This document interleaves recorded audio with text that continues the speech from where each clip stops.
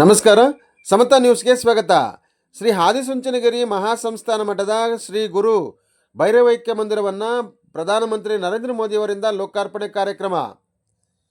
ಶ್ರೀ ಆದಿಚುಂಚನಗಿರಿ ಮಹಾಸಂಸ್ಥಾನ ಮಠದ ನಾಗಮಂಗಲ ತಾಲೂಕು ಮಂಡ್ಯ ಜಿಲ್ಲೆಯಲ್ಲಿ ಶ್ರೀ ಗುರು ಭೈರವೈಕ್ಯ ಮಂದಿರವನ್ನು ಪ್ರಧಾನಮಂತ್ರಿ ನರೇಂದ್ರ ಮೋದಿಯವರಿಂದ ಲೋಕಾರ್ಪಣೆ ಕಾರ್ಯಕ್ರಮ ಇರುವುದರಿಂದ ಚಿಕ್ಕಬಳ್ಳಾಪುರ ಜಿಲ್ಲೆ ಶಿಡ್ಲಘಟ್ಟ ನಗರದ ಬಿಜೆಪಿ ಕಚೇರಿ ಸೇವಾಸೌಧದಲ್ಲಿ ಪತ್ರಿಕಾಗೋಷ್ಠಿಯಲ್ಲಿ ಬಿಜೆಪಿಯ ಜಿಲ್ಲಾಧ್ಯಕ್ಷರಾದ ಸಿಕಲ್ ರಾಮಚಂದ್ರಗೌಡರು ಮಾತನಾಡಿ, ಇದೇ ಕಾರ್ಯಕ್ರಮಕ್ಕೆ ನಮ್ಮ ಜಿಲ್ಲೆಯಿಂದ ಸುಮಾರು 100 ಬಸ್ಸುಗಳ ವ್ಯವಸ್ಥೆ ಮಾಡಲಾಗಿದ್ದು ಹಾಗೂ ಇದೇ ಕಾರ್ಯಕ್ರಮದ ಅಂಗವಾಗಿ ತೀರ್ಥಕ್ಷೇತ್ರಗಳ ದರ್ಶನ ಸಹ ಮಾಡಲು ಪ್ರವಾಸವನ್ನು ಕೈಗೊಳ್ಳಲಾಗಿದೆ. ದಿನಾಂಕ 15/4/2026 ಬೆಳಗ್ಗೆ 11:30ಕ್ಕೆ ಲೋಕಾರ್ಪಣೆ ಕಾರ್ಯಕ್ರಮ ಇರುತ್ತದೆ. ಇದರ ಅಂಗವಾಗಿ ನಾವು ಭಕ್ತಾದಿಗಳಿಗಾಗಿ 14/4/2026 ಹೊರಟು ಬಿದನಗೆರೆ ಶ್ರೀ ಪಂಚಮುಖಿ ಆಂಜನೇಯ ಸ್ವಾಮಿ ದರ್ಶನ ಹಾಗೂ ಬಿದನಗೆರೆಯ ಶ್ರೀ ಸತ್ಯ ಶನೇಶ್ವರ ದೇವರ ದರ್ಶನ, ನಂತರ ಯಡಿಯೂರು ಶ್ರೀ ಸಿದ್ಧಲಿಂಗೇಶ್ವರ ದೇವರ ದರ್ಶನ ಮುಗಿಸಿ ಶ್ರೀ ಆದಿಚುಂಚನಗಿರಿ ಶ್ರೀ ಕಾಲಭೈರವೇಶ್ವರ ಸ್ವಾಮಿ ದೇವಸ್ಥಾನದಲ್ಲಿ ದೇವರ ದರ್ಶನ ಮುಗಿಸಿ ವಾಪಸ್ ಬರುವ ವ್ಯವಸ್ಥೆಯನ್ನು ಮಾಡಲಾಗಿದೆ ಎಂದು ಪತ್ರಿಕಾಗೋಷ್ಠಿಯಲ್ಲಿ ತಿಳಿಸಿದರು. ಈ ಪತ್ರಿಕಾಗೋಷ್ಠಿಯಲ್ಲಿ ಚಿಕ್ಕಬಳ್ಳಾಪುರ ಜಿಲ್ಲೆಯ ಬಿಜೆಪಿಯ ಜಿಲ್ಲಾಧ್ಯಕ್ಷರಾದ ಸಿಕಲ್ ರಾಮಚಂದ್ರಗೌಡರು, ಶಿಡ್ಲಘಟ್ಟ ಗ್ರಾಮಾಂತರ ಮಂಡಲ ಅಧ್ಯಕ್ಷರಾದ ಸಿಕಲ್ ಆನಂದಗೌಡರು, ಪ್ರಕಾಶ್ ಪುರುಷೋತ್ತಮ್, ನಗರಾಧ್ಯಕ್ಷರಾದ ನರೇಶ್ ಹಾಗೂ ಬಿಜೆಪಿಯ ಪದಾಧಿಕಾರಿಗಳು ಹಾಜರಿದ್ದರು. ವರದಿ ಅರಕೆರೆ ಮುನ್ರಾಜ್, ಪ್ರಧಾನ ಸಂಪಾದಕರು, ಸಮತಾ ನ್ಯೂಸ್, ಶಿಡ್ಲಘಟ್ಟ. 15ನೇ ತಾರೀಕು 11:30 ಗಂಟೆಗೆ ಏನು ಇವತ್ತು ಇದು ಲೋಕಾರ್ಪಣೆ ಕಾರ್ಯಕ್ರಮದಲ್ಲಿ ಮೋದಿಜಿಯವರು ಕೂಡ ಭಾಗವಹಿಸ್ತಾ ಇದ್ದಾರೆ. ಅದರಿಂದ ವಿಧಾನಸಭಾ ಕ್ಷೇತ್ರ ಶಿಡ್ಲಘಟ್ಟದಲ್ಲಿ ಆ ಒಂದು ಕಾರ್ಯಕ್ರಮಕ್ಕೆ ಬರ್ತಕ್ಕಂಥ ಎಲ್ಲ ಭಕ್ತಾದಿಗಳಿಗೆ ವಿಶೇಷವಾಗಿ ನಾವೆಲ್ಲ ನಮ್ಮ ಮುಖಂಡರು ಎಲ್ಲ ಚರ್ಚೆ ಮಾಡಿ, ಇವತ್ತು ನಮ್ಮ ಮುಖಂಡರು ಕೂಡ ನಮ್ಮ ಜೊತೆ ಇದ್ದಾರೆ. ಎಲ್ಲರೂ ಚರ್ಚೆ ಮಾಡಿ ಹೆಂಗೋ ಹೋಗ್ತಾ ಇರ್ತಕ್ಕಂಥ ದಾರಿಯಲ್ಲಿ ಒಂದು ತೀರ್ಥಯಾತ್ರೆ ಕಾರ್ಯಕ್ರಮ ಕೂಡ ಮಾಡೋಣ ಅಂತ ಹಮ್ಮಿಕೊಂಡಿದ್ದೀವಿ. ಯಾಕಂತ ಹೇಳಿದ್ರೆ ಅಷ್ಟೊಂದು ದೂರ ಹೋಗ್ತಾ ಇರೋದ್ರಿಂದ ಒಂದು ದಿವಸ 14ನೇ ತಾರೀಕೇನೆ ಮಧ್ಯಾಹ್ನ ಎಲ್ಲರೂ ಕೂಡ ಇಡೀ ವಿಧಾನಸಭಾ ಕ್ಷೇತ್ರದಲ್ಲಿ ಪಂಚಾಯಿತಿ ವಾರು ನಮ್ಮ ಮುಖಂಡರು ಎಲ್ಲರ ಹತ್ರ ಮಾತಾಡಿದ್ದಾರೆ. ಭಕ್ತಾದಿಗಳು ಎಲ್ಲರೂ ಕೂಡ ವಿನಂತಿ ಮಾಡಿಕೊಂಡು ನಮಗೆ ಹೋಗ್ತಾ ದಾರಿಯಲ್ಲಿ 14ನೇ ತಾರೀಕು ಮಧ್ಯಾಹ್ನ 2 ಗಂಟೆಗೆ ಎಲ್ಲರೂ ಒಟ್ಟಾರೆ ಎಲ್ಲ ಪಂಚಾಯತಿಗಳಿಂದ ಹೊರಟು ವಿಶೇಷವಾಗಿ ಬಸ್ಸುಗಳ ವ್ಯವಸ್ಥೆಯನ್ನು ಮಾಡಿದ್ದೀವಿ. ಸುಮಾರು ಈಗಾಗಲೇ ಒಂದು 50 ಬಸ್ನ ವ್ಯವಸ್ಥೆ ಆಗಿದೆ. ಅಷ್ಟೊಂದು ಭಕ್ತಾದಿಗಳು ರೆಡಿಯಾಗಿದ್ದಾರೆ. ಇನ್ನು 50 ಬಸ್ ಆದರೂ ಕೂಡ ವ್ಯವಸ್ಥೆ ಮಾಡ್ತಕ್ಕಂಥ ನಾವು ಆಸಕ್ತಿಯಲ್ಲಿ ಇದ್ದೀವಿ. ಯಾಕಂತ ಹೇಳಿದ್ರೆ ಶ್ರೀ ಕ್ಷೇತ್ರಕ್ಕೆ ಹೋಗ್ತಕ್ಕಂಥ ಸಮಯದಲ್ಲಿ 14ನೇ ತಾರೀಕು ಮಧ್ಯಾಹ್ನ ಬಿಟ್ಟರೆ ಹೋಗ್ತಾ ದಾರಿಯಲ್ಲಿ ಪಂಚಮುಖಿ ಆಂಜನೇಯ ಸ್ವಾಮಿ ದೇವಸ್ಥಾನ ಸಿಗುತ್ತೆ. ಬಿದನಗೆರೆಯಲ್ಲಿ ಪಂಚಮುಖಿ ಆಂಜನೇಯ ಸ್ವಾಮಿ ದೇವಸ್ಥಾನ ಇದೆ. ಹೋಗ್ತಾ ನೇರ ಇಲ್ಲಿಂದ ಹೊರಟು ದೇವಸ್ಥಾನಕ್ಕೆ ಮೊದಲನೇ ಪಾಯಿಂಟು. ಎಲ್ಲ ಭಕ್ತರು ಅಲ್ಲಿ ದೇವರನ್ನ ಕೃಪೆಗೆ ಪಾತ್ರರಾಗಿ ಅಲ್ಲಿಂದ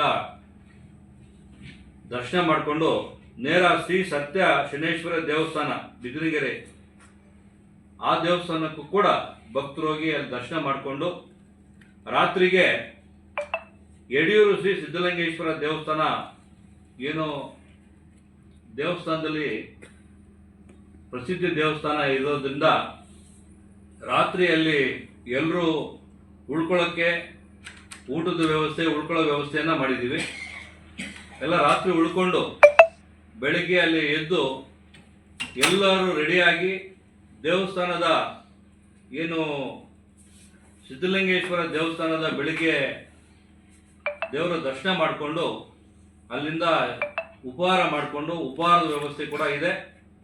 ಅಲ್ಲಿಂದ ನೇರ ಕಾರ್ಯಕ್ರಮ ಇದೆ, ಲೋಕಾರ್ಪಣೆ ಕಾರ್ಯಕ್ರಮ ಏನಿದೆ, ಶ್ರೀ ಗುರು ಭೈರವಾಕ್ಯ ಮಂದಿರ ಲೋಕಾರ್ಪಣೆ ಕಾರ್ಯಕ್ರಮಕ್ಕೆ ದೊಡ್ಡ ಮಟ್ಟಕ್ಕೆ ಭಕ್ತಾದಿಗಳು ಬರ್ತಾ ಇದ್ದಾರೆ. ನಾವು ಕೂಡ ಎಲ್ಲರೂ ಕೂಡ ಆ ಒಂದು ಕಾರ್ಯಕ್ರಮದಲ್ಲಿ ಭಾಗವಹಿಸಿ ಮೋದಿಜಿಯವರು ಕೂಡ ದೊಡ್ಡ ಆ ಒಂದು ಕಾರ್ಯಕ್ರಮಕ್ಕೆ ಅವರು ಬರ್ತಾ ಇರೋದ್ರಿಂದ ಆ ಕಾರ್ಯಕ್ರಮದಲ್ಲಿ ಎಲ್ಲರೂ ಪಾಲ್ಗೊಂಡು ಕಾರ್ಯಕ್ರಮ ಮುಗಿದಾದ ಮೇಲೆ ಅಲ್ಲಿಂದ ಕಾಲಭೈರವೇಶ್ವರ ಸ್ವಾಮಿ ದೇವಸ್ಥಾನ ಆದಿಚುಂಚನಗಿರಿ ಪ್ರಸಿದ್ಧಿ ದೇವಸ್ಥಾನದಲ್ಲಿ ಎಲ್ಲರೂ ಕೂಡ ದೇವರ ದರ್ಶನಕ್ಕೆ ಪಾತ್ರರಾಗಿ ದರ್ಶನ ಮಾಡಿಕೊಂಡು ಅಲ್ಲಿಂದ ಊಟದ ವ್ಯವಸ್ಥೆ ಇರುತ್ತೆ, ಊಟ ಮಾಡಿಕೊಂಡು ನೇರವಾಗಿ ಎಲ್ಲರೂ ಬಸ್ಸಲ್ಲಿ ಕೂತ್ಕೊಂಡು ವಾಪಸ್ಸು ಅವರವರ ಮನೆಗೆ ಸುರಕ್ಷಿತವಾಗಿ ಬರ್ತಕ್ಕಂಥ ವ್ಯವಸ್ಥೆ ಮಾಡಿದೆ. ಹಂಗಾಗಿ ಎಲ್ಲ ಇಡೀ ವಿಧಾನಸಭಾ ಕ್ಷೇತ್ರದ ಎಲ್ಲ ಭಕ್ತಾದಿಗಳು ಕೂಡ ಬರ್ತಕ್ಕಂಥ ಎಲ್ಲ ಪಂಚಾಯತಿಯಲ್ಲಿ ನಮ್ಮ ಮುಖಂಡರು ಒಬ್ಬೊಬ್ಬರು ಇನ್ಚಾರ್ಜನ್ನು ಕೊಟ್ಟಿದ್ದೀವಿ, ಬಸ್ಸಿನ ವ್ಯವಸ್ಥೆ ಮಾಡಿದ್ದೀವಿ. ಅವ್ರನ್ನ ಸಂಪರ್ಕ ಮಾಡಿಕೊಂಡು ಆ ಒಂದು ಕಾರ್ಯಕ್ರಮಕ್ಕೆ ಬರಬೇಕು, ದೇವರ ಪಾತ್ರಕ್ಕೆ ಕೃಪೆ ಆಗಬೇಕು. ಇಡೀ ಕ್ಷೇತ್ರದಲ್ಲಿ ನಮ್ಮ ಏನು ಒಬ್ಬ ಸಾಧಾರಣ ಕುಟುಂಬದಲ್ಲಿ ಬಂದಿರತಕ್ಕಂಥ ಸ್ವಾಮೀಜಿ ಏನು ಆದಿಚುಂಚನಗಿರಿಯಲ್ಲಿ ನಮ್ಮ ಮಾಡಿರ್ತಕ್ಕಂಥ ಇಡೀ ದೇಶದ ಉದ್ದಕ್ಕೂ ಕೂಡ ಅವರು ಕೊಟ್ಟಿರ್ತಕ್ಕಂಥ ವಿದ್ಯಾದಾನ, ಕೊಟ್ಟಿರ್ತಕ್ಕಂಥ ಅನ್ನದಾನ, ಇವತ್ತು ಲಕ್ಷಾಂತರ ವಿದ್ಯಾರ್ಥಿಗಳು ವಿದ್ಯಾಭ್ಯಾಸ ಪಡೆದು ದೇಶ ವಿದೇಶದಲ್ಲಿ ಕೂಡ ಅವರ ಒಂದು ಕೃಪೆಗೆ ಪಾತ್ರರಾಗಿದ್ದಾರೆ, ಅವರ ಆಶೀರ್ವಾದಕ್ಕೆ ಪಾತ್ರರಾಗಿದ್ದಾರೆ. ಇದು ಒಂದು ವಿಶೇಷವಾದ ಕಾರ್ಯಕ್ರಮ. ಎಲ್ಲರೂ ಕೂಡ ಒಂದು ವಿಶೇಷವಾದ ಕಾರ್ಯಕ್ರಮಕ್ಕೆ ಪಾತ್ರರಾಗಬೇಕು, ಆಶೀರ್ವಾದ ಪಡ್ಕೋಬೇಕಂತ ವಿನಂತಿ ಮಾಡ್ಕೊತೀನಿ. ಮುಖಂಡರಿಗೆ ಒಂದು ಜವಾಬ್ದಾರಿ ಕೊಟ್ಟಿದ್ದೀವಿ, ಯಾಕಂತ ಹೇಳಿದ್ರೆ ಯಾರಿಗೂ ಗೊಂದಲ ಇರಬಾರ್ದು ಅಂತ. ಅವರು ಕಾಂಟ್ಯಾಕ್ಟ್ ನಂಬರು ಕಾಂಟ್ಯಾಕ್ಟ್ ಕೂಡ ಕೊಡ್ತೀವಿ. ಅವ್ರನ್ನ ಕಾಂಟ್ಯಾಕ್ಟ್ ಮಾಡಿಕೊಂಡು ಎಲ್ಲರೂ ಕೂಡ ಮಾತಾಡಿಕೊಂಡು ಒಂದು ಪಂಚಾಯತಿಗೆ ಈಗಾಗಲೇ 2 ಬಸ್ ಥರ ಆಗಿದೆ, ಇನ್ನಷ್ಟು ಕಾಂಟ್ಯಾಕ್ಟ್ ಮಾಡಿ ಹೇಳಿದ್ರೆ ಇನ್ನಷ್ಟು ವ್ಯವಸ್ಥೆ ಮಾಡ್ತಕ್ಕಂಥ ವ್ಯವಸ್ಥೆ ಆಗುತ್ತೆ. ಯಾವುದೇ ಒಂದು ದಾರಿಯಲ್ಲಿ ಹೋಗ್ತಕ್ಕಂಥ ಟೈಮಲ್ಲಿ ಎಲ್ಲ ದೇವಸ್ಥಾನಗಳನ್ನ ವ್ಯವಸ್ಥೆ ಮಾಡಿದ್ರೆ ದರ್ಶನ ಮಾಡಿಕೊಂಡು ನೇರ ಹೋಗಿ ಅಲ್ಲಿ ಉಳ್ಕೊಳ್ಳೋದಕ್ಕೆ ವ್ಯವಸ್ಥೆ ಮಾಡಿದೆ, ಊಟದ ವ್ಯವಸ್ಥೆ ಮಾಡಿದೆ. ಹಂಗಾಗಿ ವ್ಯವಸ್ಥೆಗಳಿಗೆ ಕೊರತೆ ಇರೋದಿಲ್ಲ. ಅಲ್ಲಿ ಹೋಗಿ ಬರ್ತಕ್ಕಂಥ ಏನು ಬಸ್ ವ್ಯವಸ್ಥೆ ಕೂಡ ಸುರಕ್ಷಿತವಾಗಿ ಮಾಡಿದೆ. ಹೋಗಿ ಎಲ್ಲರೂ ಕೂಡ ಇದೊಂದು 2 ದಿವಸ ಕಾರ್ಯಕ್ರಮ, ಇಡೀ ಕ್ಷೇತ್ರ ಇದೊಂದು ಪುಣ್ಯ ಕಾರ್ಯಕ್ರಮ ಇರೋದ್ರಿಂದ ಇದು ಎಲ್ಲ ಟೈಮಲ್ಲಿ ಈ ಥರ ಒಂದು ಎಲ್ರಿಗೂ ಅವಕಾಶ ಸಿಗೋದಿಲ್ಲ. ಅವಕಾಶನ ಭಕ್ತರು ಎಲ್ಲರೂ ಕೂಡ ಸದುಪಯೋಗ ಪಡಿಸ್ಕೋಬೇಕಂತ ವಿನಂತಿ ಮಾಡ್ತೀವಿ. ಸರ್, ಈಗ ಪಕ್ಷದ ವತಿಯಿಂದ ಮಾಡ್ತಾ ಇದ್ರೆ ಅಥವಾ ವೈಯಕ್ತಿಕವಾಗಿ ಮಾಡ್ತಾ ಇರ್ತಾರೆ? ಇದು ಮಠದ ಭಕ್ತರು ಸಾಕಷ್ಟು ಜನ ಇದ್ದಾರೆ, ದೇವರ ಸನ್ನಿಧಿಯಲ್ಲಿ ಹೋಗ್ತಕ್ಕಂಥದ್ದು. ಇದು ಯಾವುದೇ ಒಂದು ರಾಜಕಾರಣಕ್ಕೆ ಪಕ್ಷದ ವತಿಯಿಂದ ಎಲ್ಲ, ಇದು ಎಲ್ಲರೂ ಮುಖಂಡರಿದ್ದಾರೆ, ಎಲ್ಲರೂ ಮುಖಂಡರ ಒಂದು ಸಮೀಕ್ಷೆಯಲ್ಲಿ ಒಂದು ಎಲ್ಲಿರ್ತಕ್ಕ ಒಂದು ಜೊತೆಗೆ ಮಾಡ್ತಾ ಇದ್ದೀವಿ. ಇದು ಯಾವುದೇ ಪಕ್ಷದ ವತಿಯಿಂದ ಅಲ್ಲ, ಇದು ದೇಶದ ಹಾಗೂ ನಮ್ಮ ಆದಿಚುಂಚನಗಿರಿ ಮಠದ ಭಕ್ತನಾಗಿ ನಾನು ಕೂಡ ಸೇವೆಯನ್ನು ಮಾಡ್ತಾ ಇದ್ದೀನಿ. ಹೋಗ್ತಕ್ಕಂಥ ಟೈಮಲ್ಲಿ ಎಲ್ಲ ದೇವಸ್ಥಾನಗಳನ್ನ ವ್ಯವಸ್ಥೆ ಮಾಡಿದ್ರೆ ದರ್ಶನ ಮಾಡಿಕೊಂಡು ನೇರ ಹೋಗಿ ಅಲ್ಲಿ ಉಳ್ಕೊಳ್ಳೋದಕ್ಕೆ ವ್ಯವಸ್ಥೆ ಮಾಡಿದೆ, ಊಟದ ವ್ಯವಸ್ಥೆ ಮಾಡಿದೆ. ಹಂಗಾಗಿ ವ್ಯವಸ್ಥೆಗಳಿಗೆ ಕೊರತೆ ಇರೋದಿಲ್ಲ. ಅಲ್ಲಿ ಹೋಗಿ ಬರ್ತಕ್ಕಂಥ ಏನು ಬಸ್ ವ್ಯವಸ್ಥೆ ಕೂಡ ಸುರಕ್ಷಿತವಾಗಿ ಮಾಡಿದೆ. ಹೋಗಿ ಎಲ್ಲರೂ ಕೂಡ ಇದೊಂದು 2 ದಿವಸ ಕಾರ್ಯಕ್ರಮ, ಇಡೀ ಕ್ಷೇತ್ರ ಇದೊಂದು ಪುಣ್ಯ ಕಾರ್ಯಕ್ರಮ ಇರೋದ್ರಿಂದ ಇದು ಎಲ್ಲ ಟೈಮಲ್ಲಿ ಈ ಥರ ಒಂದು ಎಲ್ರಿಗೂ ಅವಕಾಶ ಸಿಗೋದಿಲ್ಲ. ಅವಕಾಶನ ಭಕ್ತರು ಎಲ್ಲರೂ ಕೂಡ ಸದುಪಯೋಗ ಪಡಿಸ್ಕೋಬೇಕಂತ ವಿನಂತಿ ಮಾಡ್ತೀವಿ. ಸರ್, ಈಗ ಪಕ್ಷದ ವತಿಯಿಂದ ಮಾಡ್ತಾ ಇದ್ರೆ ಅಥವಾ ವೈಯಕ್ತಿಕವಾಗಿ ಮಾಡ್ತಾ ಇರ್ತಾರೆ? ಇದು ಮಠದ ಭಕ್ತರು ಸಾಕಷ್ಟು ಜನ ಇದ್ದಾರೆ, ದೇವರ ಸನ್ನಿಧಿಯಲ್ಲಿ ಹೋಗ್ತಕ್ಕಂಥದ್ದು. ಇದು ಯಾವುದೇ ಒಂದು ರಾಜಕಾರಣಕ್ಕೆ ಪಕ್ಷದ ವತಿಯಿಂದ ಎಲ್ಲ, ಇದು ಎಲ್ಲರೂ ಮುಖಂಡರಿದ್ದಾರೆ, ಎಲ್ಲರೂ ಮುಖಂಡರ ಒಂದು ಸಮೀಕ್ಷೆಯಲ್ಲಿ ಒಂದು ಎಲ್ಲಿರ್ತಕ್ಕ ಒಂದು ಜೊತೆಗೆ ಮಾಡ್ತಾ ಇದ್ದೀವಿ. ಇದು ಯಾವುದೇ ಪಕ್ಷದ ವತಿಯಿಂದ ಅಲ್ಲ, ಇದು ದೇಶದ ಹಾಗೂ ನಮ್ಮ ಆದಿಚುಂಚನಗಿರಿ ಮಠದ ಭಕ್ತನಾಗಿ ನಾನು ಕೂಡ ಸೇವೆಯನ್ನು ಮಾಡ್ತಾ ಇದ್ದೀನಿ. ವಿಶೇಷ ಕಾರ್ಯಕ್ರಮದ ಬಗ್ಗೆ ಪ್ರಕಾಶ್ ಅಣ್ಣವರು ಕೂಡ 2 ಮಾತು ಹೇಳ್ಬೇಕಂತ ವಿನಂತಿ ಮಾಡ್ತೀನಿ. ಏನು ಶ್ರೀ ಆದಿಚುಂಚನಗಿರಿ ಕ್ಷೇತ್ರದಲ್ಲಿ ಶ್ರೀ ಭೈರವೇಕ ಲೋಕಾರ್ಪಣೆ ಕಾರ್ಯಕ್ರಮ ಹೊಂದಿದೆ. ಅದು ತುಂಬ 4-5 ದಿವಸ ಕಾರ್ಯಕ್ರಮ. ಆ ಕಾರ್ಯಕ್ರಮ 15ನೇ ತಾರೀಕು ಲೋಕಾರ್ಪಣೆ, ಅಂದರೆ ಪೂಜೆಗಳೆಲ್ಲ ನಡೆದು ಲೋಕಾರ್ಪಣೆ ಮಾಡೋದು. ಅದಕ್ಕೆ ಮೋದಿಜಿಯವರು ಬರ್ತಾ ಇದ್ದಾರೆ. ಈ ಒಂದು ಕಾರ್ಯಕ್ರಮಕ್ಕೆ ನಮ್ಮ ತಾಲೂಕಿನಾದ್ಯಂತ ಎಲ್ಲ ಇವರು ಜೊತೆಗೂಡಿಸಿ ಬಂದು ಅದಕ್ಕೆ ಇದು ಮಾಡಬೇಕು ಅಂತ ಈ ಒಂದು ಇದಕ್ಕೆ ನಮ್ಮ ಸಂಘದಿಂದನೂ, ಒಕ್ಕಲಿಗ ಸಂಘದಿಂದನೂ ಇದಕ್ಕೆ ನಾವು ಸಹಕರಿಸ್ತಾ ಇದ್ದೀವಿ. ಅವರು ನಮಗೆ ಎಲ್ಲ ಒಟ್ಟಾಗಿ ಕೂಡಿ ಮಾಡೋಣ ಅಂತ ಎಲ್ಲ ಒಂದು ನಿರ್ಣಯ ಆಗಿದೆ.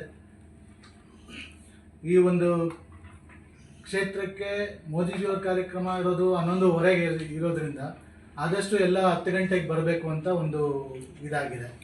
ಏಕೆಂದರೆ ಅಲ್ಲಿಂದ ಗಾಡಿಗಳು ನಿಲ್ಲಿಸೋ ವ್ಯವಸ್ಥೆ ಒಂದು 2 ಕಿಲೋಮೀಟರ್ ದೂರದಲ್ಲೇ ಇರುತ್ತೆ. ಅವರೆಲ್ಲ ಅಲ್ಲಿಂದ ನಡ್ಕೊಂಡು ಬರಬೇಕಾದ್ರೆ ಸ್ವಲ್ಪ ಸಮಯ ತಗೊಳುತ್ತೆ. ಸೊ ಆದಷ್ಟು 11 ಗಂಟೆ ಒಳಗಡೆ ಅಲ್ಲಿ ಬಂದು ಸೇರಿದ್ರೆ ಎಲ್ಲರೂ ಸೆಕ್ಯೂರಿಟಿ ಚೆಕ್ ಎಲ್ಲ ಇರುತ್ತೆ. ಆ ಸೆಕ್ಯೂರಿಟಿ ಚೆಕ್ ಎಲ್ಲ ಮುಗಿಸ್ಕೊಂಡು ಆ ಕಾರ್ಯಕ್ರಮದಲ್ಲಿ ಅವರು ಭಾಗವಹಿಸೋದಕ್ಕೆ ಅನುಕೂಲ ಆಗುತ್ತೆ. ಒಂದು 11 ಗಂಟೆ ಸಮಯ ಒಳಗಡೆ ತನಕ. ಹಾಗಾಗಿ ಸ್ವಲ್ಪ ಸಮಯಾವಕಾಶ ನೋಡಿಕೊಂಡು ಕಾಲ ನೋಡಿಕೊಂಡು ಕರೆಕ್ಟಾಗಿ ಅಟೆಂಡ್ ಆಗಬೇಕು ಅಂತ. ಈಗ ನಾವು 14ನೇ ತಾರೀಕಿಗೆ 2 ಗಂಟೆಗೆಲ್ಲ ಊಟ ಮಾಡಿ ಬಸ್ ಹತ್ತಿದ್ರೆ ನೇರ ಇದಕ್ಕೆ ಹಿರಿಯ ಸಾಮೂಹಿಕ ಆಂಜನೇಯ ಸ್ವಾಮಿ ದೇವಸ್ಥಾನ, ಅಲ್ಲಿಂದ ಹಂಗೆ ಸತ್ಯಸೋಮೇಶ್ವರ ದೇವಸ್ಥಾನ, ರಾತ್ರಿಗೆ ಹೋಗಿ ಊಟ ಗೀಟ ಮಾಡಿ ಮಲಗಿ ಬೆಳಿಗ್ಗೆ ಎದ್ದು ರೆಡಿಯಾಗಿ ಅಲ್ಲಿ ಇದು ಸಿದ್ಧಲಿಂಗೇಶ್ವರ ಸ್ವಾಮಿ ದರ್ಶನ ಮಾಡಿಕೊಂಡು ತಿಂಡಿ ಮಾಡಿಕೊಂಡು, ದರ್ಶನ ಆದ್ಮೇಲೆ ತಿಂಡಿ ಮಾಡಿಕೊಂಡು ನೇರ ಕಾರ್ಯಕ್ರಮಕ್ಕೆ ಹೋಗೋದು. ಟ್ರಿಪ್ಪೇ ಇದು.